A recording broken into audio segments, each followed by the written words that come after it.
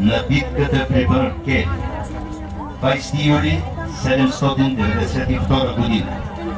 Император Константин VI се укрепва в Маркели, като очаква хан Кардам да приеме предизвикателството и да напада. В отговор обаче българските войски изчакват на предварително заетите от тях позиции в горите на Стара планина. Българите използват обичайната си бойна тактика. Те построяват войските си на височина, в неравна и гориста местност, с цел прикриване на задния си отряд. Това са силите, поставени в засада или втората линия на бойния ред.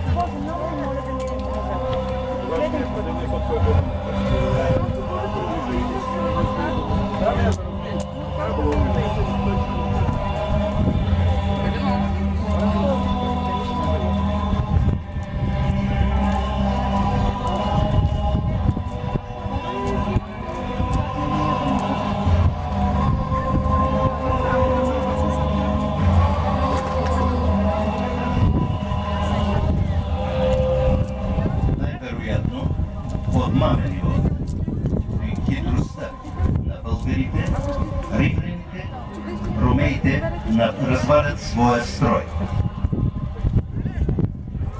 Стрелците нападат първи.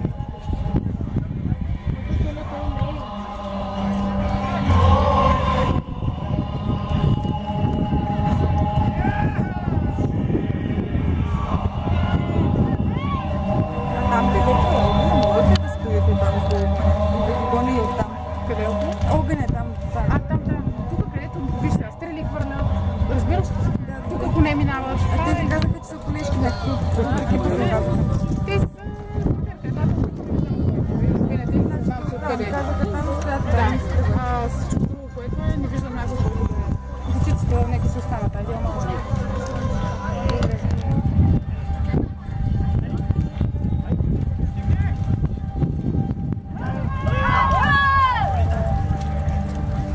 Конницата започва своя обстрел.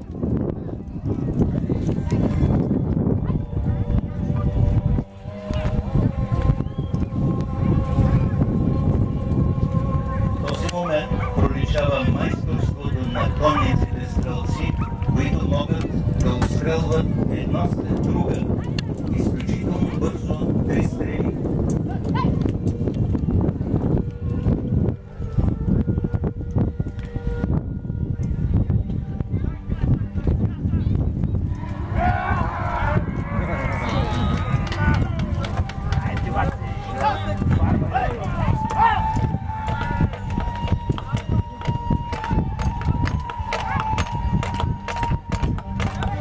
След като младият император бил уверен от своя пророк, че ще спечели битката, повежда войските си лично в настъпление към позициите на българската войска. Ромейските стратези, вероятно провокирани български победни отряди и тяхното лъжливо отстъпление или от собственото си нетърпение и военна некомпетентност, започват настъпление, при което допускат груби тактически грешки.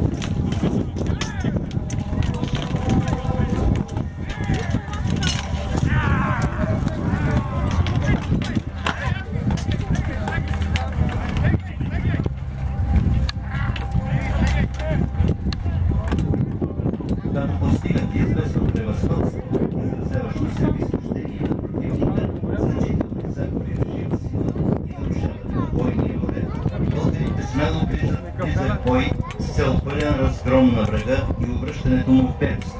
В този случай на открит срещен бой българите използват особеностите на местността, заемат наличните височини в полето на боя и разполагат на тях конниците си, които и оттам атакуват врага в плътен конен строй.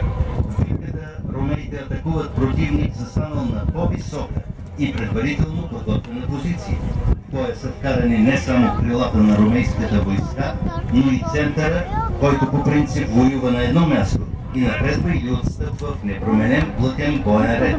Предвид сведението за участие в битката на самия император, в боя най-вероятно влиза и втората бойна линия, водена лично от него. Тази обмислена атака е спряна от българския център и пометена от насрещен челен удар.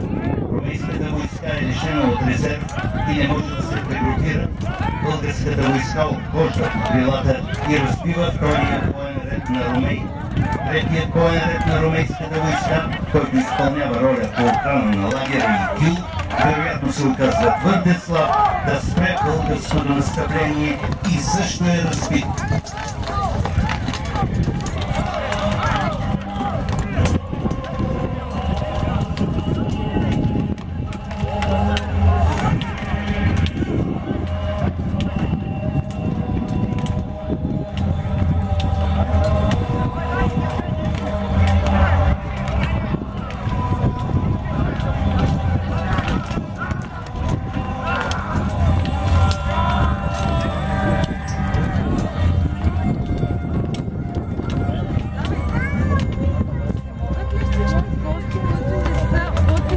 Журналисти или всички, които са с камера, да се оттеглите,